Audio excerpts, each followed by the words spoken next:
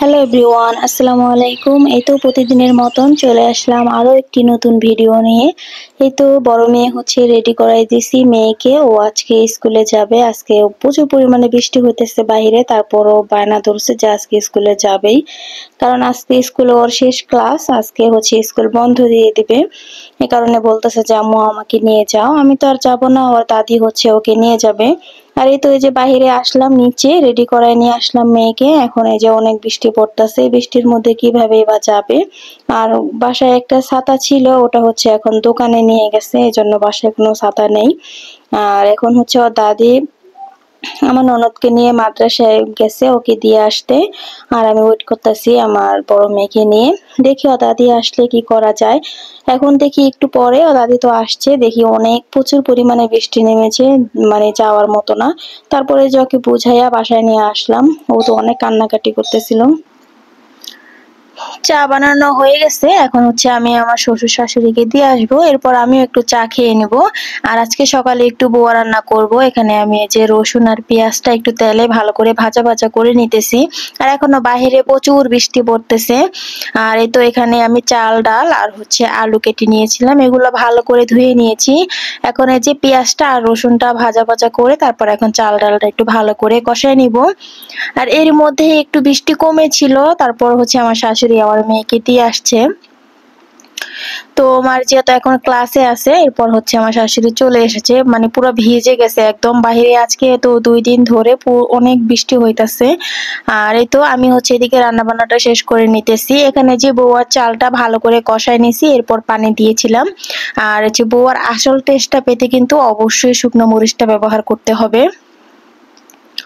আমি হচ্ছে এখানে যে শুকনো মরিচটা একটু লবণ দিয়ে তারপর একদম ভেঙে গুঁড়া গুঁড়া করে নিয়েছি। এখন এই যে শুকনো মরিচটা মানে রান্নার কিছুক্ষণ হওয়ার আগে দিলেই চলবে। আর এখন দিয়ে দিলাম। আর কালারটাও কিন্তু অনেক সুন্দর আসে, শুকনো মরিচে দিলে কালারটাও ভালো আসে আর স্মেলটা ভালো আসে, খেতেও মজা লাগে। যাই হোক, আমি এদিকে যে মানে মরিচ ভাঙ্গাটা দিয়ে তারপর একটু ঢেকে দিব। আর এভাবে একবার বউয়া রান্না করে দেখতে পারেন, আসলে অনেক মজা লাগে খেতে। আর এদিকে হচ্ছে যে ভর্তা বানাবো বউয়ার সাথে। এটা হচ্ছে চান্দা মাছের শুটকি আর রসুন আমি ভালো করে টেলে নিতেছি। এরপর কিছুক্ষণ হওয়ার আগে আমি তেল দিয়ে আবার একটু ভেজে নিব। আর এদিকে যে কয়েকটা শুকনো মরিচ দিয়েছি আর একটু তেল দিয়েছি, এখন একটু ভাজা ভাজা করে নিব, এরপর হচ্ছে ভর্তাটা করে নিব। আর এদিকে কিন্তু বোয়াটা প্রায় হয়ে গেছে, একদম নরম হয়েছে। আমি নরম করে বোয়াটা রান্না করেছি, নরম করে ভালো লাগে খেতে।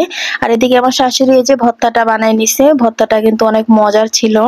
এই তো এখানে হয়ে গেছে ভর্তা বানানো, চান্দা মাছের শুটকি ভর্তা, বোয়ার সাথে অনেক ভালো লাগে খেতে। আর এখন তো আমার শ্বশুরকে বোয়া ভর্তা দিয়ে আসবো, সাথে হচ্ছে একটা ডিম ভেজে দেব। আর আমি হচ্ছে এখানে একটা ডিম ভেজে নিতেছি। বউয়ার সাথে বা খিচুড়ির সাথে কিন্তু ডিম ভাজা অনেক মজা লাগে খেতে, আমার কাছেও অনেক ভালো লাগে। এই তো এখানে আমার শ্বশুরকে দিয়ে এসে তারপর হচ্ছে আমরা দুজন খেয়ে নিতেছি। আমি আবার একটু খেয়ে মাচিয়াকে নিয়ে আসবো, মেয়েকে স্কুল থেকে নিয়ে আসবো। এখনো প্রচুর পরিমাণে বৃষ্টি হইতেছে বাহিরে, কি করব আর, অত ছুটির সময় হয়ে যাইতেছে, ভাবলাম তাহলে মেয়েকে গিয়ে নিয়ে আসি। আর এখন একটু খেয়ে নিতেছি। আসলেই বউয়ার সাথে ভর্তাটা অনেক মজা লেগেছে খেতে। আর এই বউয়াটা কিন্তু আপনারা অবশ্যই ট্রাই করে দেখতে পারেন, অনেক মজা লাগে। এই তো এখন আমরা দুজন খেয়ে নিতেছি। তারপরে যে খাওয়া দাওয়া শেষ করে আমি আর মারিয়ামের বাবা আমরা দুজনেই যাইতেছি স্কুলে, যেহেতু প্রচুর পরিমাণে বৃষ্টি পড়তেছে, আমি আর একা যাইনি, আমরা দুজনে মিলে যাইতেছি। আর এই তো এখানে হচ্ছে স্কুলে গিয়ে তারপর মেয়েকে নিয়ে এখানে কিছুক্ষণ দাঁড়িয়েছিলাম, দেখি একটু বৃষ্টিটা কমে কিনা। না, বৃষ্টি তো কমার কোনো কথাই নাই, মানে যদি যাই তাহলে ভিজে যেতে হবে। যাই হোক, এরপর দুজনে গেছি, মানে রিক্সা দিয়ে যাওয়া লাগছে। আর এই তো এখানে মেয়েকে নিয়ে দাঁড়িয়ে আছি রিক্সার জন্য।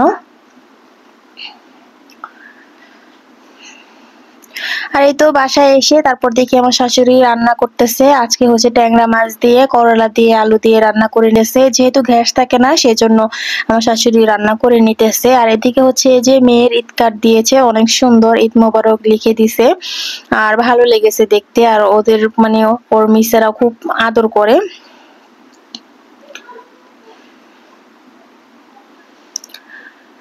এই তো আমি দেখে নিলাম, আবার পড়াও দেখে নিয়েছি যে আজকে আবার কি পড়া দিয়েছে না দিয়েছে। কারণ অনেক দিন বন্ধ দিয়েছে, প্রায় 17 দিনের মতন ওদের স্কুল বন্ধ।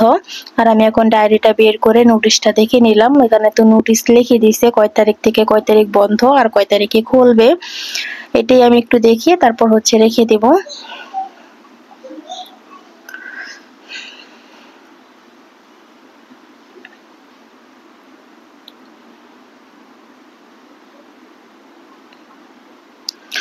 এরপর হচ্ছে যে আমার শাশুড়ি পাটের শাক ভাজি করে নিতেছে। ট্যাংরা মাছ রান্না হয়ে গেছে, এখন যে পাট শাকটা রান্না করে নিতেছে। আর এদিকে পাট শাক রান্নাটাও হয়ে গেছে, এখন আমি শুধু গরুর জিহ্বাটা রান্না করে নিব। আমার শাশুড়ি তো 2 পদ রান্না করে, এখন শুধু গরুর জিহ্বাটা রান্না করলেই রান্না শেষ হয়ে যাবে।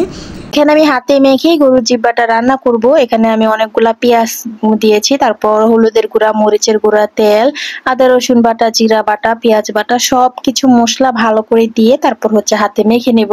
আর আমি মাখা তরকারিটা একটু ভালো করে হাতে মেখে নেই যাতে ভালো লাগে টেস্টটা খেতে। মানে হাতে মাখা তরকারি কিন্তু মাখার মধ্যে সবকিছু যদি আপনি ভালো করে মাখেন তাহলে খাওয়ার টেস্টটা অনেকটাই বেড়ে যায়। যাই হোক, আমি আমার মতন করি সব মশলা দিয়ে ভালো করে মেখে এখন ধুয়ে রাখা জিবলাগুলো দিয়ে দিলাম। এখন এই জিব্বাগুলো ভালো করে হাতে মেখে নিব। এখানে গরুর কোনো মাংস ছিল না, শুধু জিব্বাটাই ছিল। আর এর আগে আমি রান্না করেছি গরুর মাংস জিব্বা দুইটাই একসাথে মিক্স করে, আর আজকে হচ্ছে শুধু জিব্বাটাই রান্না করে নেব। আর এখানে এই যে আমি গরম মশলাও দিয়ে দিলাম, তেজপাতা, লং, এলাচ সবকিছু দিয়ে তারপর বসাই দিছি। আর এদিকে বলক চলে আসছে। এখানে একটু হালকা নাড়াচাড়া দিয়ে তারপর আবার ঢেকে রাখবো, যেহেতু গরুর জিহ্বা একটু শক্ত থাকে, রান্না করতে একটু সময় লাগে, এজন্য যে আস্তে আস্তে হইতে থাক, সমস্যা নেই। আমি এখানে যে একটু নাড়াচাড়া দিয়ে তারপর ঢেকে রাখবো।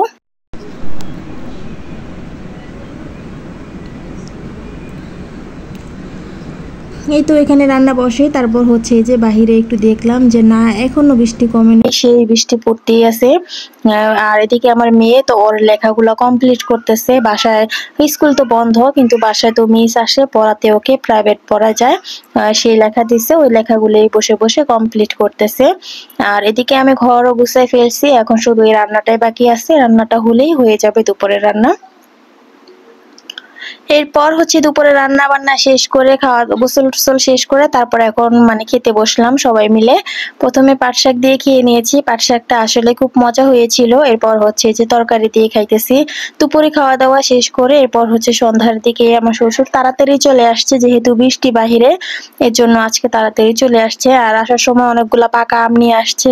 তারপর হচ্ছে এখানে এই যে বিরিয়ানির মশলা আনছে বিরিয়ানি রান্না করার জন্য, বিস্কিট নিয়ে আসছে, অনেক কিছুই নিয়ে আসছে।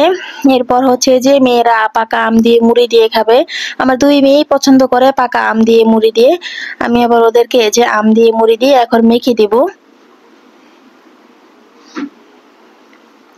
আমার ছোট মেয়ে আগে খেতে মানে খেত না পাকা আম দিয়ে মুড়ি দিয়ে, মানে এখন বড় মেয়ে খায়, তো মানে ওর বড় আপু খায়, তার দেখা দেখি ও এখন একটু খেতে চায়। যাই হোক, খেলেই ভালো, মানে ভালো লাগে আমার কাছে যদি ওরা কোনো কিছু আগ্রহ করে খায়। আর এদিকে আমি এই যে আমটা কিন্তু অনেক মিষ্টি ছিল, আর এই যে এখানে মুড়ি দিয়ে ভালো করে মেখে দিতেছি।